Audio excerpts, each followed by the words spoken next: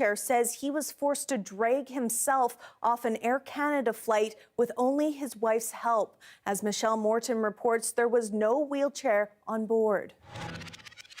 To celebrate their anniversary, Rodney and Deanna Hodgins flew from Vancouver to Las Vegas in August. Rodney uses a wheelchair and uses what is called an aisle seat to help him exit planes. But upon landing in Las Vegas, they say crew advised them that no seat was coming and he'd have to get off the plane by himself. The couple says at first they thought the staff was joking. How am I supposed to get to the front of the plane when I can't walk myself off the plane? If I didn't need a wheelchair, I wouldn't have been sitting there. Then they said he just had to get out of his chair into the front of the plane with only the help of his wife. And you got to imagine from row 12 to seat 11, 10, 9, you are watching this man grab the back of a chair and then struggle and fight while I'm on the ground. I'm crawling on the ground, moving his legs. He says it was a dehumanizing experience that impacted the trip. It was quite painful for me to do that in the first place. Like physically painful. It hurt my legs. For 3 days, I felt terrible on my holiday for 3 days because I had to do this. The couple says Air Canada has reached out to them and to offer them a couple $1,000s in flight credits, but says it's not money or credit they are worried about. I want you to change your policy so that you always have somebody there all the time when a person with a disability is coming off that plane. Air Canada said in a statement to CBC News it uses a third-party wheelchair assistance specialist in Las Vegas and will be investigating what happened. Michelle Morton, CBC News, Vancouver.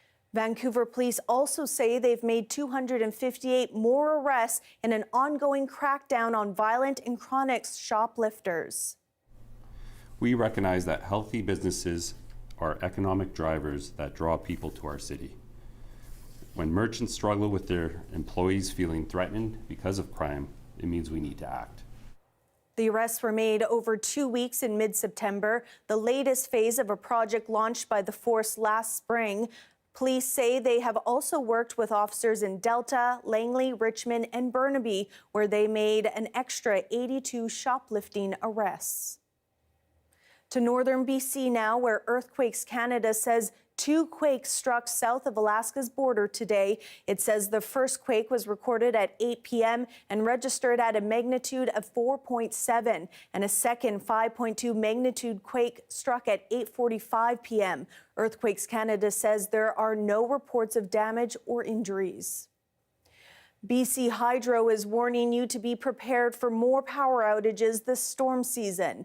The province endured an extremely warm and dry summer and widespread drought, which fueled the worst wildfire season on record. That damaged soil, roots, and trees, making them vulnerable to wind. Now the utility says a substantial number of dead and damaged trees and branches are expected to fall. We did have our first small storm of the season. And when I say small, it was about 100,000 customers out at the peak of the storm Tuesday into Wednesday this week. So we are already seeing the effects of the drought on outages. BC Hydro advises you to prepare for an outage by having an emergency kit with supplies that can last at least 3 days. Parks Canada has now closed down all bodies of water in Kootenay and Yoho National Parks due to the ongoing suspected outbreak of whirling disease. The first suspected case in BC was found in September in Emerald Lake, prompting its closure and other nearby waterways. In a previous statement, the agency said it is impossible to directly eradicate the parasite that causes the disease, and the only way to do it is to destroy all the fish. Although the disease does not pose any risk to humans, people can spread it. Parks Canada says the lakes will remain closed until the end of next March to try to limit its spread. A sign Halloween is just around the corner. Travelers at Waterfront Station in downtown Vancouver today were surprised with a spooktacular flash mob. TransLink organized the musical event, which featured 2 groups of professional dancers.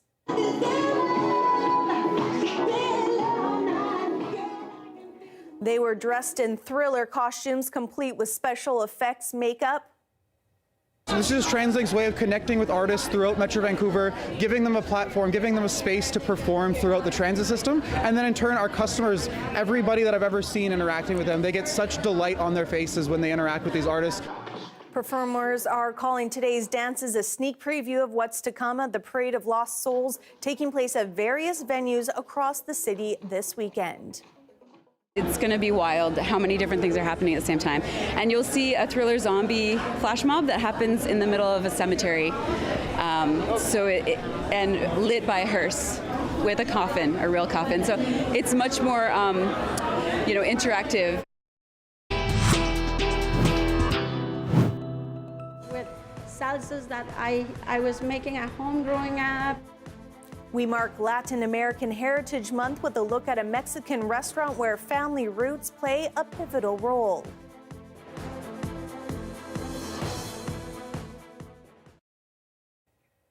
Thanks for watching our commercial-free live stream. The number of heartworm cases on PEI has jumped in recent years, and staff at the Atlantic Veterinary College are urging dog owners to take precautions. Nancy Russell has more. Nova is living the good life these days, treats from her owner and a clean bill of health. In 2019, she tested positive for heartworm during an annual checkup in the United States where the family was living. She contracted the disease during a family trip. A lot of money and I think 6 months of treatment for her, and it was pretty tough on her because you have to keep them confined to a really small space, and it was really hard for her. But she lived through it. Not every dog does, so thankfully she did, and from now on she's on prevention every month. The Atlantic Veterinary College tests about 150 samples for heartworm every year from dogs from across Atlantic Canada. There used to be 1 or 2 positive results a year. Now more than half are coming back positive. So most of the animals that we diagnosed are actually imported from the southern states. So they're rescue dogs that are brought into the Atlantic provinces. So when it comes to heartworm, there's actually no rules. So for parasites in general, there are no rules to import animals into Canada. So there's no restrictions, there's no testing. Dr. Gurmich says the AVC has also had the first 2 cases of dogs testing positive for heartworm that have not traveled. That means the disease is now being spread by mosquitoes. So basically, when we bring in these animals from the southern states that are infected, mosquitoes will pick up the larvae from these dogs, and in the mosquito, the larvae can develop, and then they can infect other dogs. Nova is now 9, living in Charlottetown, where Chelsea Di Gregorio is in her 3rd year of vet school. She hopes pet owners on PEI will take precautions against heartworm, like the monthly pill that she gives Nova. It only takes 1 mosquito and they can live in the house for a while, so I myself choose to do it all year round just because I would prefer Nova not to have to go through that again, and I don't think any dog should have to go through that because we do have the resources to prevent it. So in my opinion, everyone should be on prevention 12 months out of the year, but at least during those warmer months when mosquitoes are out. A lesson she says she and Nova learned the hard way. Nancy Russell, CBC News, Charlottetown.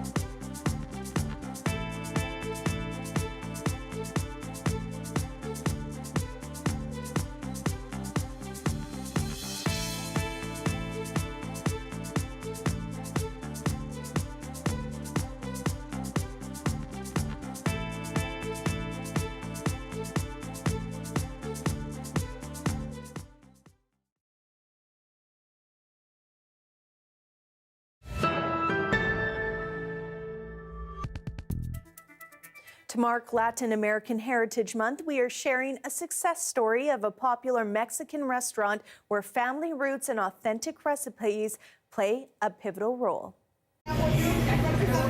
With 4 locations across the Lower Mainland, Sally Limon Mexican Cuisine is a favorite for many people. Co-owner Carolina Rivera says the roots of the restaurant stem from her childhood in Mexico. We started with recipes from my family, with salsas that I was making at home growing up, with ingredients that are fresh. The local restaurant chain got its start in what's become a trendy corner, Fraser in Kingsway. Now it's to Commercial Drive, South Surrey, and the Vancouver International Airport. After moving to Canada, Rivera says she saw a need for traditional Mexican food in the city and a family-friendly place for the community to gather. But it took a lot of perseverance. We didn't have a lot of money. We were two couples trying to build something with whatever we had. So we put a lot of our effort and our work and our time, and we painted. We did everything we could on our own. Rivera says even before they finished painting, they had customers lining up, knocking at the door. Paolo Diligenti, a regular customer whose family is from South America, says the restaurant has some of the best food in town and it's affordable. I go with the chicken burrito, guacamole, cheese. It's amazing.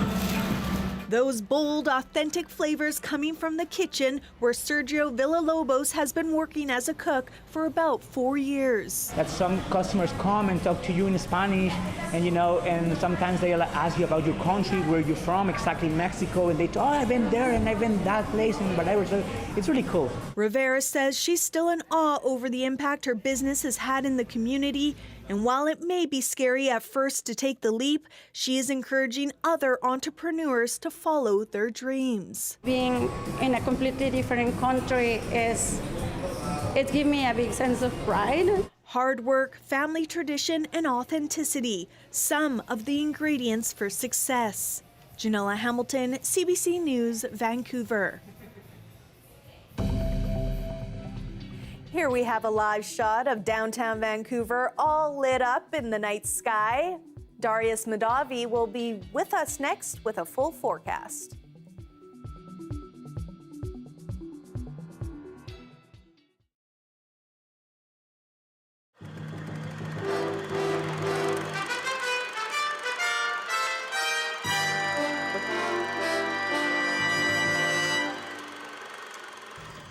Forget about your end-of-the-season sale, your $1.49 day. This is the shopping event of the year.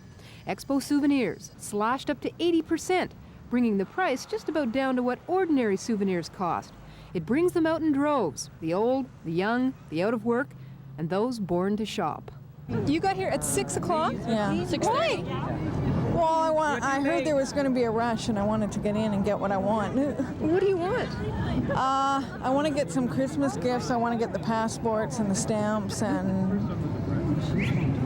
along that line. You couldn't get that in 6 months of Expo? I could, but the prices are slashed, so I wasn't going to pay what they wanted. What time do you have to get up to get here at 5? 4. 4 o'clock.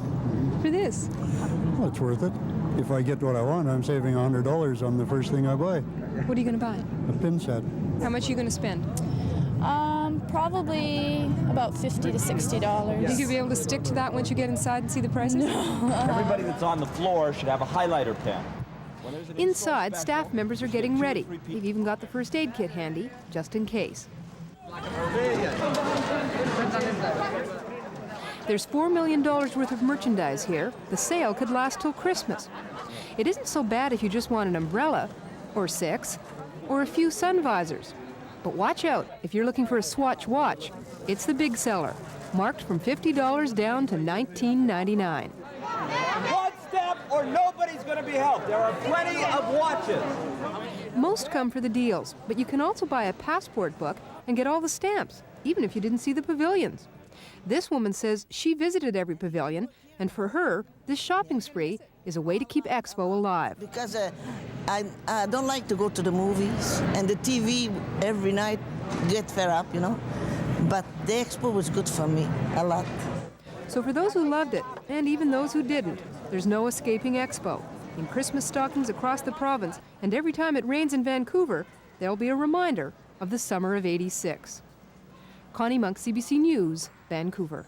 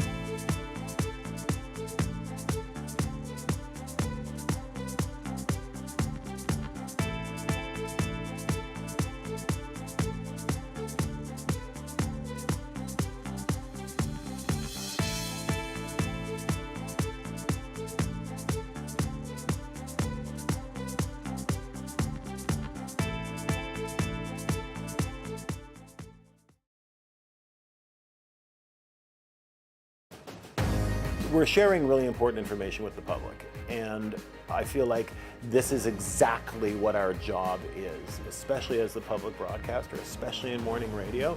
That's incredibly important. Hi, I'm Amy Bell. Here's what's in your CBC Vancouver inbox.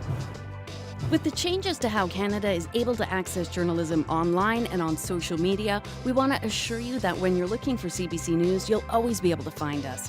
Wherever you are in BC, local news, breaking stories, and the latest from around the world is at your fingertips any time of the day with the free CBC News app and online at cbcnews.ca.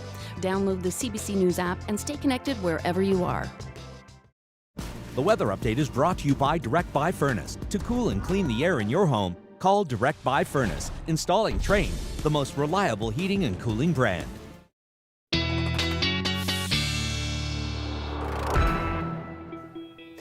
Darius Madavi joins us now with a look at our full weather forecast. Darius, I see you have the drought level map up. Does that mean that we have some improvements when it comes to drought? Yes, several of our water basins have improved over the last week. With that being said, last year we did see some improvement heading into the beginning of November, and then things did take a turn for the worse once again. So we're not out of the woods here, but there is improvement, and that is great news, largely because of the cooler, wetter weather that we've been experiencing, and it's definitely been cooler. It will continue to be cooler, but not too much wetter. We're not seeing much more cloud building up. It's not until we're actually clear across the province tonight and tomorrow. It's not until Sunday we start to see some more of that cloud building into the north. We have this ridge of high pressure that's keeping pretty much the entire province cool, but also dry and clear over the next few days. So I don't expect any change there. With that being said, temperatures are starting to come up at least a little bit. So these were our highs today across the province. You can see still quite blue, but if we start looking over the next few days, we start to see a lot more of that green build in, which means temperatures will start to come up at least a little bit. So we continue moving forward, and by Sunday, we're quite a bit more green. We're not quite back to seasonal yet for most places, although on the coast, we're looking pretty close. We are definitely approaching it, though. Definitely some improvement as we get closer and closer to Halloween, which will be, I'm sure, welcome news to people who are heading out trick-or-treating, because nobody likes wearing that heavy coat over their costume. But lots of sun tomorrow because of that high pressure, keeping us mostly clear. No precipitation to speak of. A little bit of cloud. You start to see it already tomorrow building into the north, but even that won't be coming in until pretty late, and it'll be pretty sparse until we get into Sunday and some more of it starts to come in. So here in Vancouver, expect nothing but sun right into the beginning of next week, and then as we get into midweek, we start to see some more of that cloud building in, but you'll notice the lows not looking too bad, especially on Halloween itself. Some great weather for those trick-or-treaters. Thanks so much, Darius. Thanks, Janella. He takes boxes of pop and turns them into art, turning a Save On Foods into a veritable fine art gallery. You never know what you're about to find depending on the season, and you'll only find it in Kelowna. Hi, my name is Eric Falkenberg. I'm the Assistant Operations Manager at Save On Foods. I build displays. About 6 years ago, they had a contest for Coca-Cola. It was a $1,000 contest, so I wanted to win it. So I built this big polar bear. And then the polar bear, it ended up taking off, and I won a national contest by accident. I went to college for civil engineering, actually. Everyone thinks I use this fancy computer program, but no, it's all just pen and pencil, and draw it out, count the boxes, and build it. I order the boxes, tell Coke or Pepsi, whoever it is, that I need so much, and then they give them to me, but they come in flat. So I got to spend hours and hours, usually get a few friends over, and then fold the boxes. And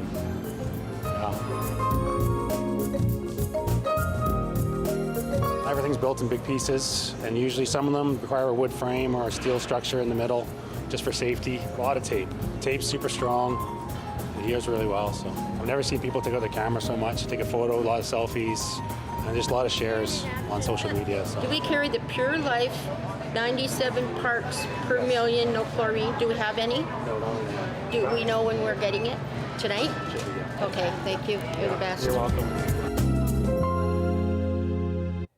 So cool. That is your late news for this Friday. Thank you so much for watching. For news anytime, visit our website, cbc.ca/bc. Your next local news is on CBC Radio 1 at 6:30. Have a great night.